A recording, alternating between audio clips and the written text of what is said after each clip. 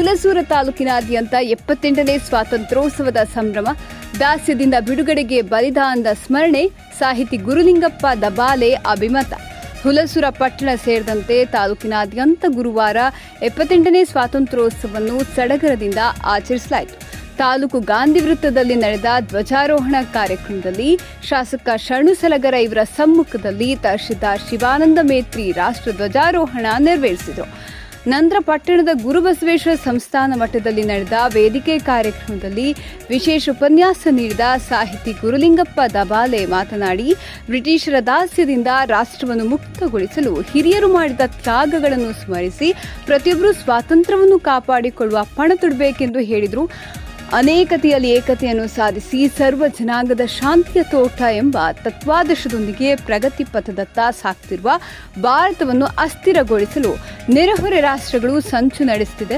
ಯುವ ಸಮೂಹ ಇಂಥದ್ದನ್ನು ಸೂಕ್ಷ್ಮವಾಗಿ ಗಮನಿಸುವ ಜೊತೆಗೆ ಒಗ್ಗಟ್ಟು ತೋರಿಸಬೇಕು. ದೇಶದ ಸಾರ್ವಭೌಮತ್ವವನ್ನು ಉಳಿಸಿಕೊಂಡು ಹೋಗುವ ನಿಟ್ಟಿನಲ್ಲಿ ದೃಢ ಹೆಜ್ಜೆ ಇರಿಸಬೇಕಾಗಿದೆ. ರಾಷ್ಟ್ರೀಯ ಏಕತೆ, ಸಮಗ್ರತೆ ಮತ್ತು ಮತೀಯ ಸೌಹಾರ್ದಕ್ಕೆ ಧಕ್ಕೆ ತರುವ ದುಷ್ಟ ಶಕ್ತಿಗಳ ದಮನಕ್ಕಾಗಿ ಪ್ರತಿಯೊಬ್ಬ ಭಾರತೀಯರು ಒಗ್ಗಟ್ಟಿನಿಂದ ಹೋರಾಡಬೇಕಿದೆ ಎಂದು ಹೇಳಿದರು.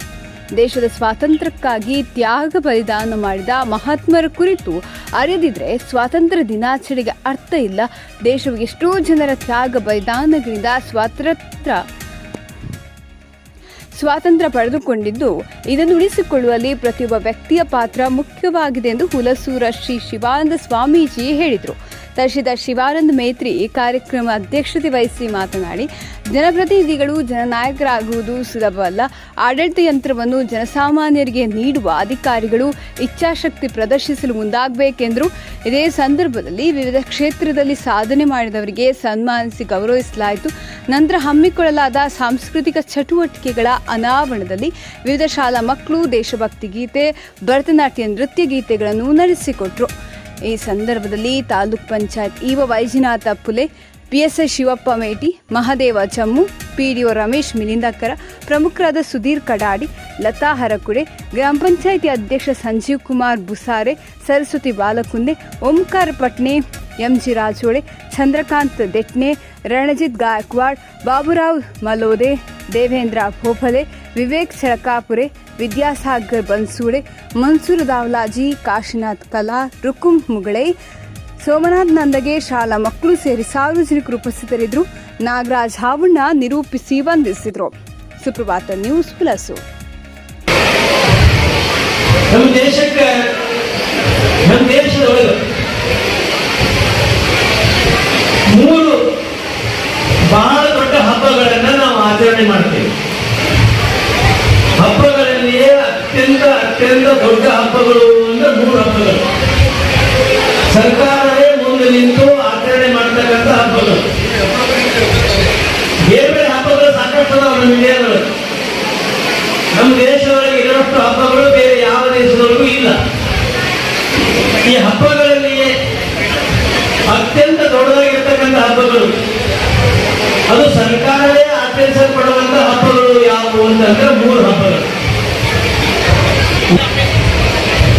15ನೇ ಆಗಸ್ಟ್, ಪ್ರತಿ ವರ್ಷ 15ನೇ ಆಗಸ್ಟ್ರಂದು ಆಚರಿಸಲ್ಪಡುವಂತಹ ಸ್ವಾತಂತ್ರ್ಯ ದಿನಾಚರಣೆ, ಇದು ತುಂಬಾ ದೊಡ್ಡದಾಗಿರ್ತಕ್ಕಂಥ ಹಬ್ಬ. ಇನ್ನೊಂದು ಹಬ್ಬ ಪ್ರತಿ ವರ್ಷ ಜನವರಿ 26ರಂದು ಆಚರಿಸಲ್ಪಡುವಂತಹ ಗಣರಾಜ್ಯೋತ್ಸವ. ಇನ್ನು 3ನೇದು ಯಾವುದು ಅಂತಂದ್ರೆ, ಯಾವ ರೀತಿ ಪ್ರತಿಯೊಬ್ಬರಿಗೂ ಒಬ್ಬ ತಂದೆ ಇರ್ತಾನಲ್ಲ, ಅದೇ ರೀತಿ ಪ್ರತಿಯೊಂದು ದೇಶಕ್ಕೂ ಒಬ್ಬ ತಂದೆ ಇರ್ತಾನೆ. ಅದಕ್ಕೆ ನಮ್ಮ ದೇಶದ ತಂದೆ ಯಾರು, ರಾಷ್ಟ್ರಪಿತ ಯಾರು? ಮಹಾತ್ಮ ಗಾಂಧಿ. ಕೇಳಿಸ್ತಾ ಇದೆ? ನಮ್ಮ ರಾಷ್ಟ್ರಪಿತ ಯಾರು? ಲಕ್ಷ್ಮಣ್ ಕೇಳಿ. ನಮ್ಮ ರಾಷ್ಟ್ರಪಿತ ಯಾರು? ಮಹಾತ್ಮ ಗಾಂಧಿಯ ಜಯಂತಿಯನ್ನು ಪ್ರತಿ ವರ್ಷ 2ನೇ ಅಕ್ಟೋಬರ್ ದಿನದಂದು ನಮ್ಮ ರಾಷ್ಟ್ರಪಿತ ಮಹಾತ್ಮ ಗಾಂಧಿಯವರ ಜನ್ಮದಿನವನ್ನ ನಾವು ಬಹಳ ಅರ್ಥಪೂರ್ಣವಾಗಿ ಆಚರಣೆ ಮಾಡುತ್ತೇವೆ.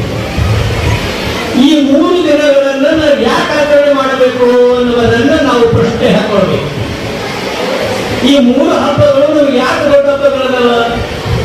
ಸರ್ಕಾರ ಯಾಕೆ ಈ ಹಬ್ಬಗಳನ್ನ